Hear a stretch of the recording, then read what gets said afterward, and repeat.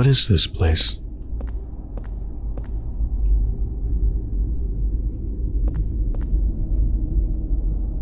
Are those different Walter Sullivans? I remember something saying I needed to find the real one, right? Maybe that last boss fight, when you had to find the real thing that came down on the walls, was like a thing to prep you for this. Maybe I need to do a similar thing. Enter the hole. Oh god, no. That's a big hole.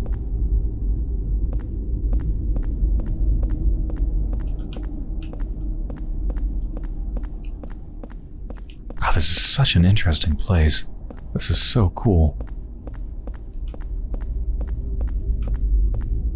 Okay, I guess we have to go in the hole.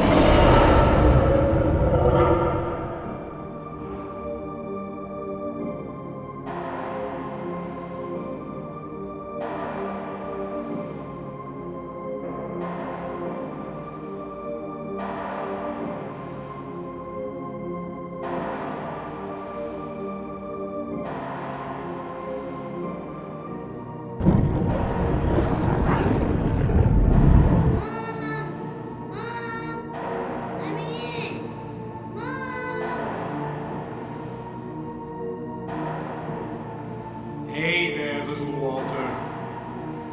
Just a little longer now. Henry, you're it. The last of the 21 sacraments. The final sign. The receiver of wisdom.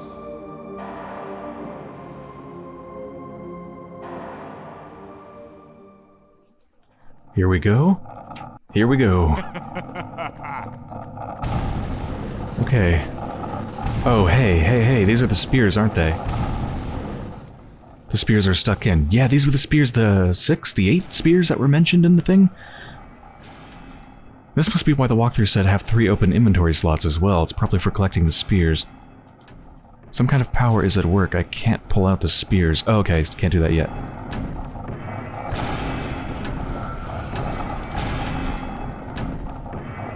Oh, hey, Eileen. Wait, is Eileen gonna like... Oh, this is like a time thing. They're gradually going forwards, aren't they? Oh.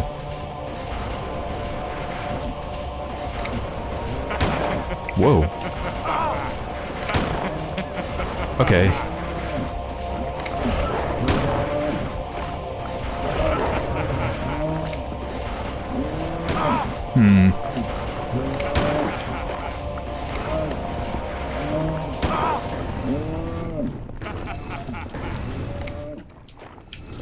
Is there anything I can do here? Or do I have to wait for Eileen to go in? I can't shoot the Walter clone. These camera angles are super cool, by the way. I can't take out the spears. I can't shoot the main thing. The main creature.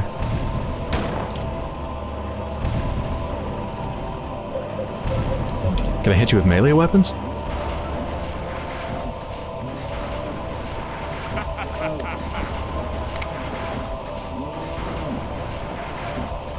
Come here. Come here.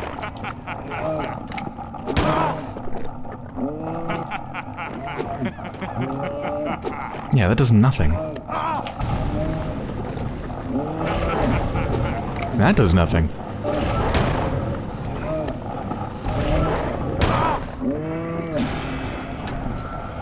Yes, I know I'm about to die. I'm trying to figure out this fight and then I'm just gonna reload. Does Eileen have to die? I really can't see anything else to do. I mean, I can't use the umbilical cord yet. I need to open up their chest first.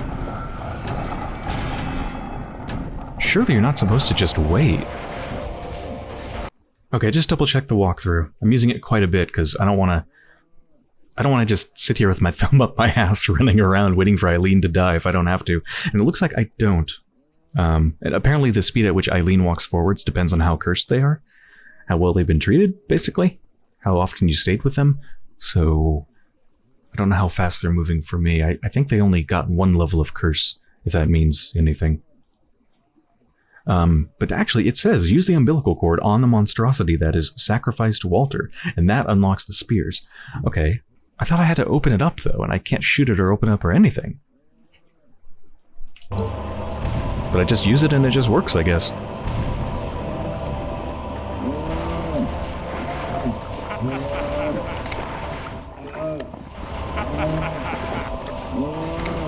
Wow, really small hotspot for that.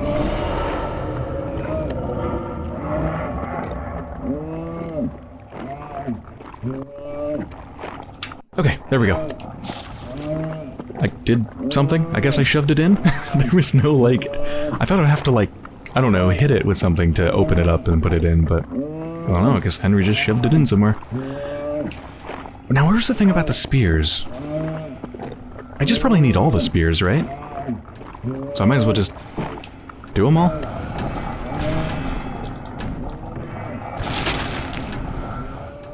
Spear with Holy Mother carved into it. The Crimson Tome says that I have to stick 8 of these spears into Walter's body.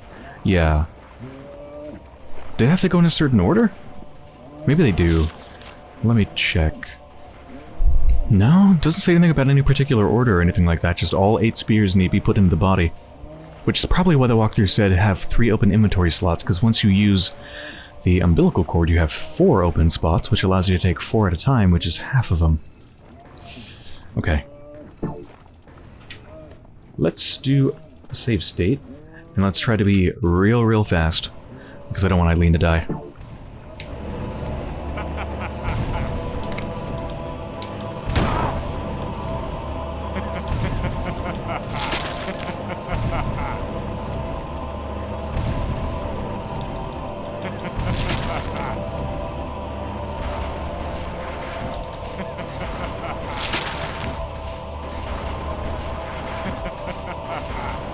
Yeah, very funny, Walter, I know. Ha ha ha. Yeah.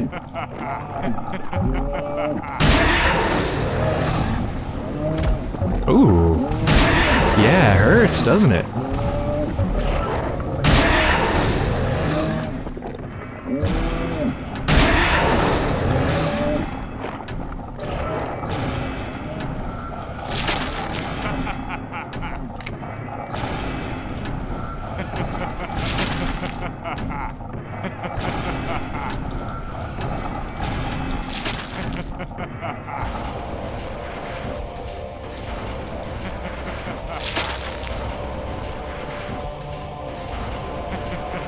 Okay, we got this, we got this, we got this.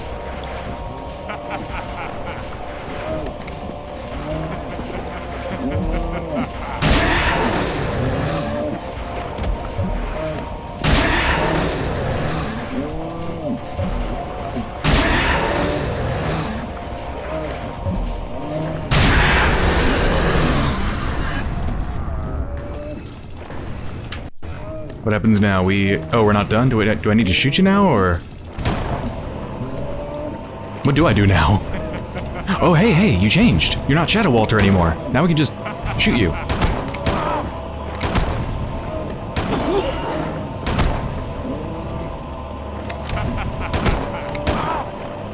Yeah, we'll have a shootout, sure.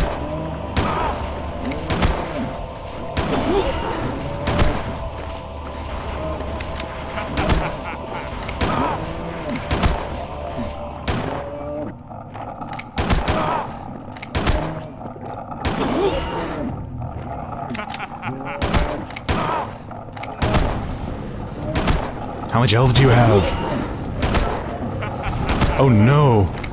I thought I got more than enough ammo. Whoa.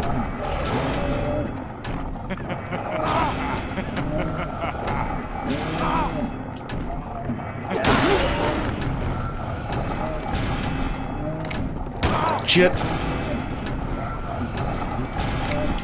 Come on.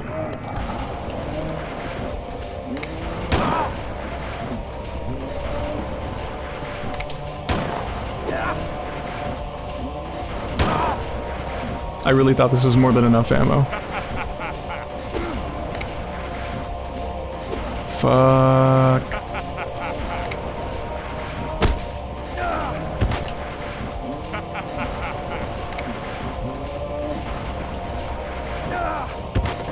Come on. Fuck.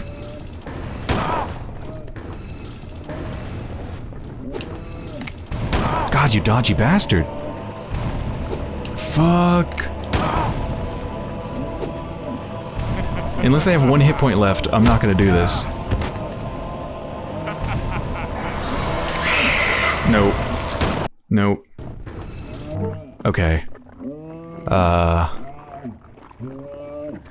I might have missed like 1 or 2 revolver shots. I really thought this would be enough. It's so much ammo. My god.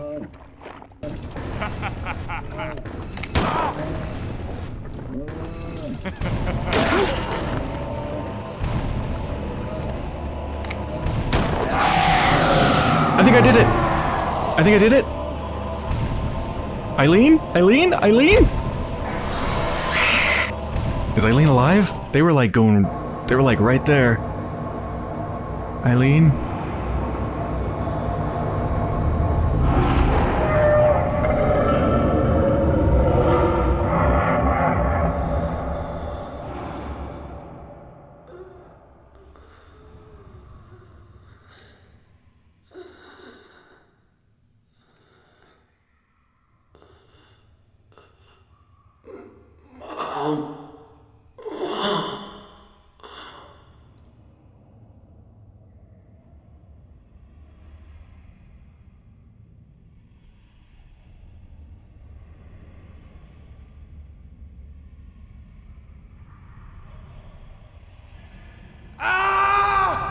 My head!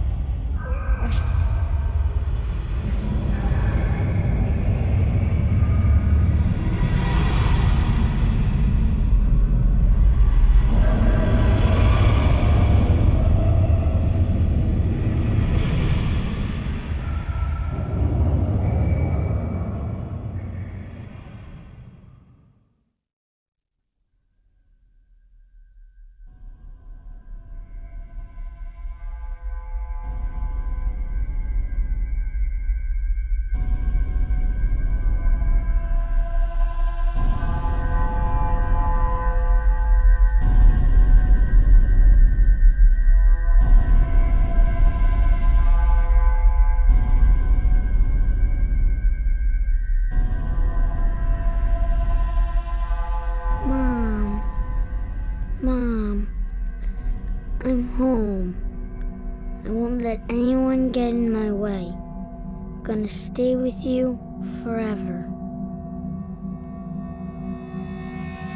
And now the news. Yesterday, in Ashfield and the woods near Silent Hill, the bodies of 5 apparent murder victims and a 6th severely wounded female were discovered. The woman was immediately rushed to St. Jerome's Hospital, but died a short time later of her injuries. She has been identified as a Miss Eileen Galvin of Ashfield. The last body discovered was found in room 302 of the South Ashfield Heights apartments. It is believed to be that of its occupant, Henry Townshend. The body was reportedly disfigured beyond recognition, making identification impossible. Once again, we've got late-breaking news. 5 unnamed police officers have been found dead for reasons unknown in the South Ashfield Heights apartments, along with its superintendent, Mr. Frank Sunderland. All other residents of South Ashfield Heights have been rushed to St. Jerome's Hospital, many complaining of severe chest pain. These strange incidents are similar to the ones which occurred in Silent Hill some years ago. More news to follow.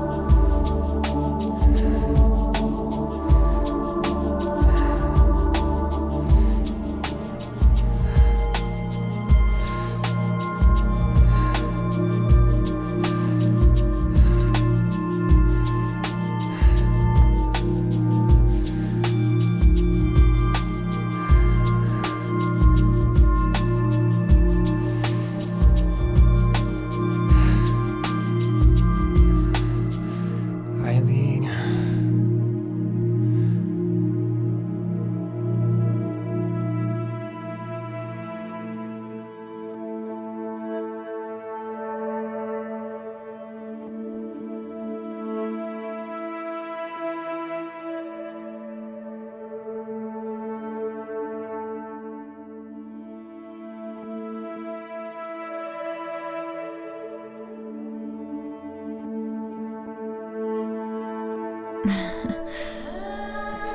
Thanks.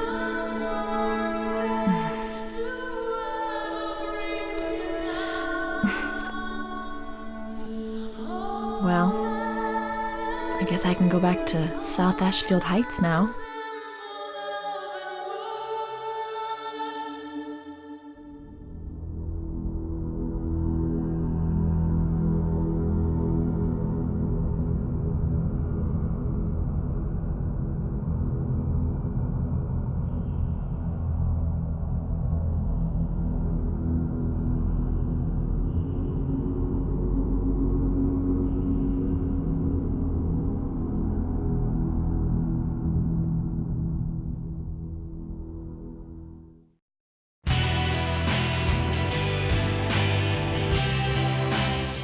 Yeah, I don't know if I'd want to go back there. Actually, no, I'm very sure I would never, ever, ever in my entire life want to go back there.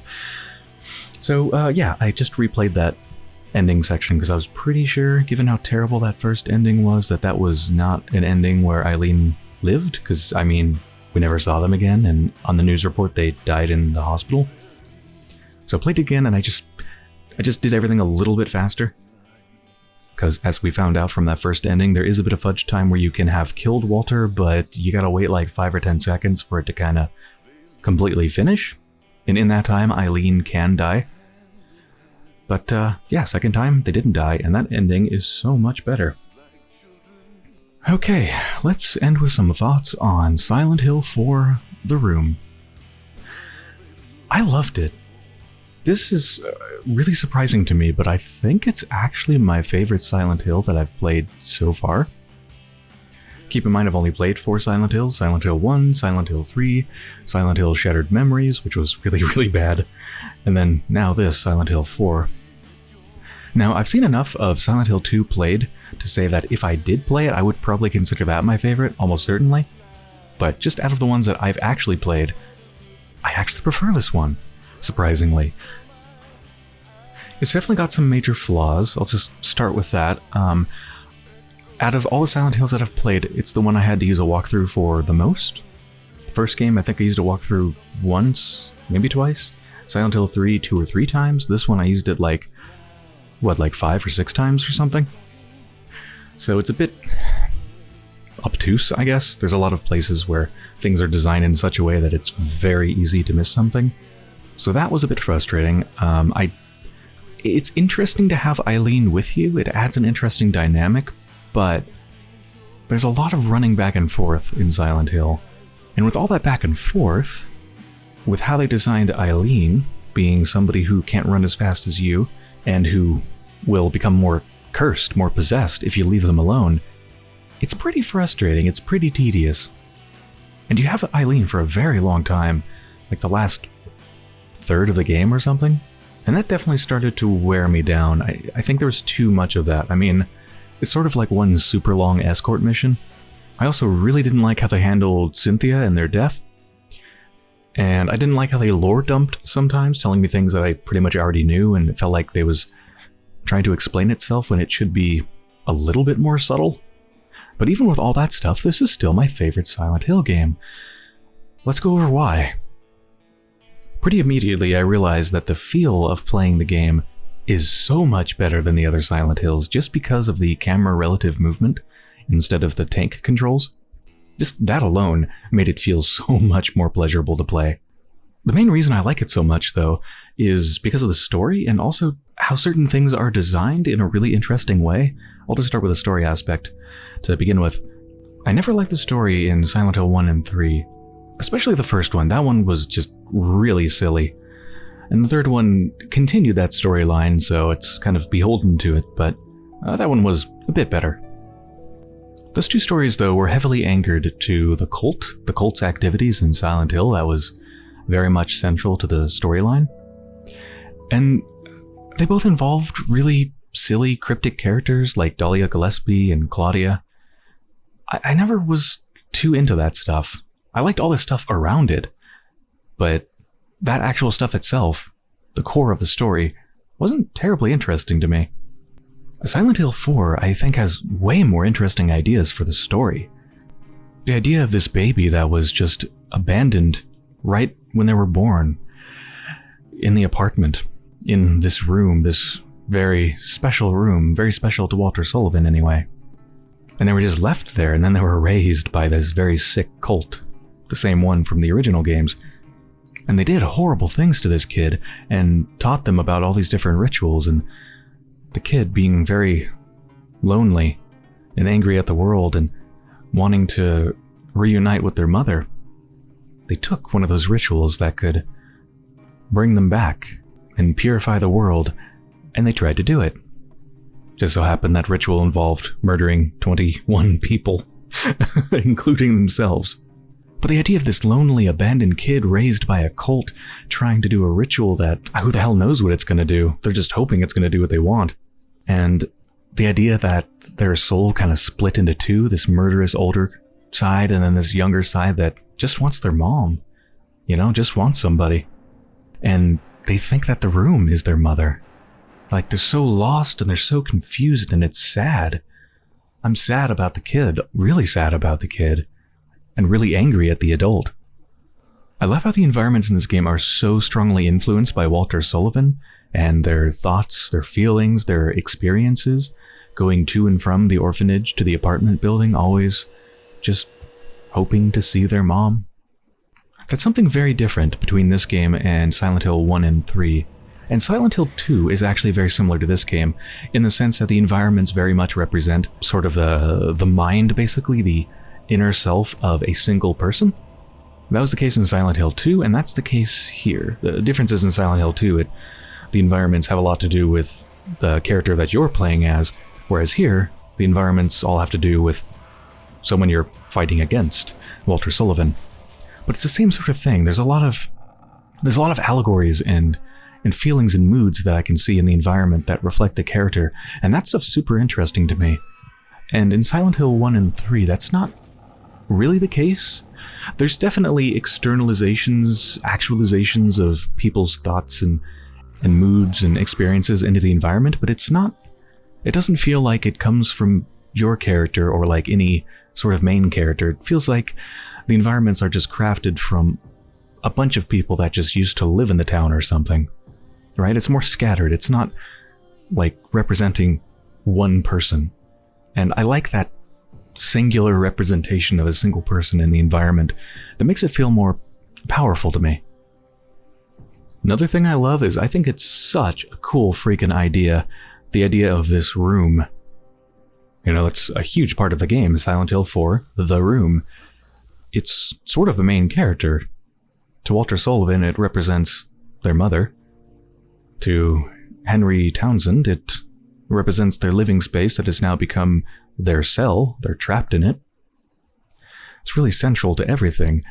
And it's such a freaking great idea. Like, it's such a powerful image when I first started playing, and your room looks kind of normal, except your front door is chained and you can't leave. And you can scream and you can't open the windows and nobody can hear you banging on the windows or yelling through the front door, even if they're right there. Like, just that whole dichotomy between life is normal outside and you can see the normal life, but nobody can hear you. You're just invisible. That idea is so strong and creepy. I love the use of your apartment as a hub area. I mean, the first time the hole opens up in your apartment, that is so cool. Like, why the hell is there a hole in your apartment? That's an amazing idea. You can't get out the front door, but you can go through the hole. Who the hell knows where it's going to take you? And then there's holes throughout the rest of the game, and they all take you back to your apartment again. It's this hub area. It's, for the first maybe half of the game or so, it is your safe area. Even though it's kind of a cell. Well, I mean, it's definitely a cell. It's also an area where there aren't any enemies, and you heal just by being there, and you can access your chest and store items, take items, go save. It's relatively comfortable compared to the rest of the game. It's your safe area. But I love how that dynamic changes later on. At first it was just the air seems heavy, and you no longer healed when I went into the room. And then after that, suddenly it starts to get cursed, and everything that I've been seeing through the hole, and the other places is starting to kind of make its way into my room. Things start popping out of the walls. You start having to light candles and use medallions to try to keep the spirits at bay. Like, the room becomes really horrifying. It's not a safe place anymore at all. There's almost nothing good that comes from this damn place. It's just a place that you sort of have to go to sometimes. And always peeking over to the front door to look at what new note might have been slipped under the door. I don't know, just all that stuff really works for me, and I think it's such interesting ideas. It was also nice to see Konami making some changes to the formula of Silent Hill. Because they didn't change anything really between Silent Hill 1 and 3. They were basically the exact same sort of game, the same format, the same inventory system, pretty much. All that was pretty much the same, but I like that they were a little bit daring with Silent Hill 4 in changing up the formula, and I think all of that stuff that they changed was a success. For example, they changed the inventory. Also, just how you get all that information, like the inventory, your health, things like that. It's no longer all accessed in this full screen menu that pauses the game. Instead, it's all things that you look at in real time and is not on a separate screen. And I think that's good just for making it less clunky. It's nice to be able to see your items and select items without having to enter a full screen and wait for it to pop up, and it's kind of disorienting to have your entire screen covered. So I like that just from a usability standpoint, but it also adds a new tension to the game because it doesn't pause when you go to change items. So you gotta do that in real time. There's a bit of tension there. There's quite a few times I got hit when I was trying to switch items. I also like that they made it so that you don't have to find maps in the environment. Instead, the maps are just created constantly in real time. I guess I do, now that I think about it, I do wish there was more personality to the map. I guess I'm thinking in particular of Silent Hill 3, where you're in the cathedral/church place, and you find that children's drawing of the church, like a children's map of the church. That was a nice little story, just, a kid drew a map of a place they used to spend a lot of time at. And it also makes for just a colorful version of something that's pretty functional. I mean, it's a map, it's mostly functional, but it's nice that it told a little bit of a story and had some personality to it. I wish they did more of that here. They didn't do anything of that, really. The map was always just purely functional in this one. And this isn't one that I particularly like or dislike. It's just an interesting difference. Silent Hill 1 and 3 both had this formula where there were bosses at regular intervals. Usually every 2 hours or so, you can count on there being a boss. So there's always this lead up where it's like, okay, I'm gathering ammo, it's been a while since the last boss, I should probably try to save this, I know I'm going to encounter another boss pretty soon. There's that sort of thing, but in Silent Hill 4 they actually changed that quite a bit. There's no bosses for basically the first half of the game, and then I guess there's sorta, kinda bosses when you end up having to pin down the ghosts of those people that you met a while ago. They're generally not too hard, though. They're kind of more like mini-bosses, really. And then there's just a boss at the end of the game. I guess you could sort of say there's another boss a little bit before that too, with all those huge creatures coming out of the plates that came down from the wall where you had to hit just the right one. So yeah, there's like mini bosses towards the middle of the game and then 1 or 2 bosses towards the end, but it's not so formulaic. It's not like, oh, every hour or 2 there's going to be a boss. Oh, also shout out to the water prison world. That environment is hands down my favorite environment that I've seen in any Silent Hill game so far.